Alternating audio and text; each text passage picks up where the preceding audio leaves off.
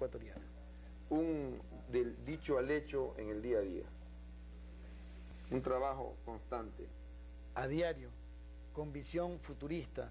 Ve usted que el grupo médico hospitalario pues tiene el mérito de tener el grupo de trasplantados, no solamente de corazón, sino de riñón, con gran éxito, diríamos con un 95% de éxito, por la supervivencia de estos pacientes. Hay mística, hay vocación, hay solidaridad, hay compromiso social.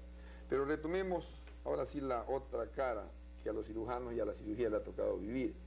Hablamos de los fundamentos, de estos 5 lineamientos que muy bien los expuso usted, doctor Iván Mendoza, que partieron en el siglo XVI. Se dice que un poco a la par con la revolución industrial comenzó a vencer a 3 grandes enemigos, la cirugía y los cirujanos, que al comienzo eran muy fuertes. ¿Cuáles eran esas partes negras, hasta cierto punto, amenazas y debilidades, si se las puede llamar, al no entenderlas bien como cirujanos, en las que se enfrentaban día a día? Y a la fecha se enfrentan, pero tienen solución. Mire, usted sabe que el tiempo de televisión es muy corto. Vamos a resumir. Son 3 hitos. La primera, la infección, la hemorragia y el dolor. Ahí quiero hacer una pregunta. ¿Es verdad que Roberto Gilbert Elizalde fue el primer médico que usó penicilina aquí en el Ecuador? Fue un hecho histórico. En el año 1948 se trata de un conocido hombre de la ciudad de Guayaquil, el señor Comte. Florencio. Don Florencio Comte. Él sufrió de una apendicitis aguda y recién estaba descubierta la penicilina. Por nexos de familiaridad y amistad con el señor Estrada, en ese entonces representante de nuestro país, se pudo traer la penicilina y lo usó don Florencio Comte, hombre que aún vive. Pero fue un hecho histórico que marcó un hito en la medicina. A su criterio como cirujano, con toda la experiencia del caso y la experticia, ¿son los antibióticos el pilar número 1 para el manejo o para evitar el concepto de que un paciente quirúrgico se infecte, o hay otras condiciones que gravitan al momento dado y que pueden empezar mucho más que el mero uso y abuso de antibióticos? Antimicrobiano. Claro, yo considero que sí, porque el primer parámetro que todo cirujano debe tener es el hecho de evitar la infección, y para ello son los principios de asepsia y antisepsia. Recordemos nosotros que hubo hechos anecdóticos. ¿Cómo se inicia el principio de la asepsia y la antisepsia? Con hechos históricos, con hechos que marcaron la verdadera era de lo que es el principio de la asepsia, con un hecho muy común. ¿Qué pasó en los botaderos de basura de Inglaterra? Solía pasar un médico tocólogo, el doctor. Estamos hablando de un obstetra, de alguien que recibía niños. De un obstetra que recibía niños, pero este médico veía que sus pacientes se infectaban con mucha frecuencia, y en el rutinario ir y venir veía que en los botaderos de basura de la ciudad de Londres depositaban ácido carbólico y toda la miasis se moría. Entonces él, con sana intuición, hizo que sus manos las metía en ácido carbólico y la infección disminuyó. Pero lo anecdótico es que el médico no era pues inglés, era húngaro.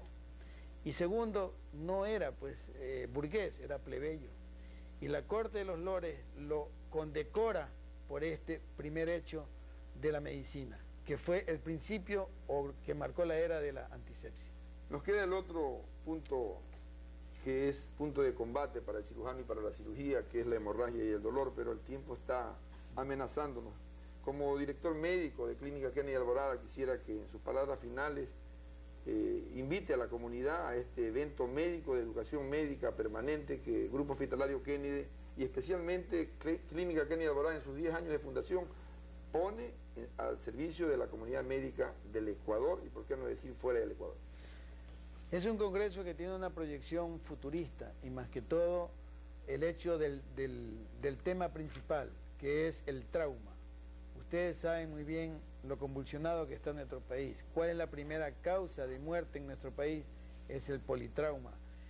Y de este hecho importante, pues hemos decidido pues hacer un congreso en donde nuestros invitados principales son médicos del extranjero y médicos nacionales, pero con un antecedente, de que estamos tratando de invitar médicos nacionales que tengan destacada actuación en el exterior.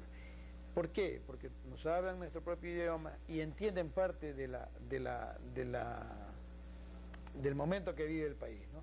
Entonces es un congreso que implica muchas fases y que más que todo lleva un mensaje, que es tratar de valorar el politraumatizado y tratar de darle una vida mucho más sana. El manejo de la injuria desde la ciencia, con conciencia, no tanto esa conciencia científica, sino esa conciencia emancipadora de seres humanos, esa conciencia social que necesitamos y esa conciencia ecológica. Doctor Iván Mendoza Dueña, yo estoy muy agradecido de que usted haya estado aquí con nosotros para dialogar de manera sentida a favor de la comunidad que nos sintoniza lunes a lunes. Lo dejo en sus palabras finales, luego de su brillante intervención.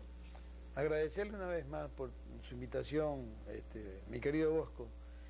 Usted sabe pues el cariño y el afecto que nos guardamos, ¿no? Y decirle el último mensaje, que en medicina y en cirugía hay una frase muy bonita que dice: sedar el dolor es algo divino. Y a eso va enfocado, quitar el dolor, pero con el complemento... ¿Y el sufrimiento? Y el sufrimiento.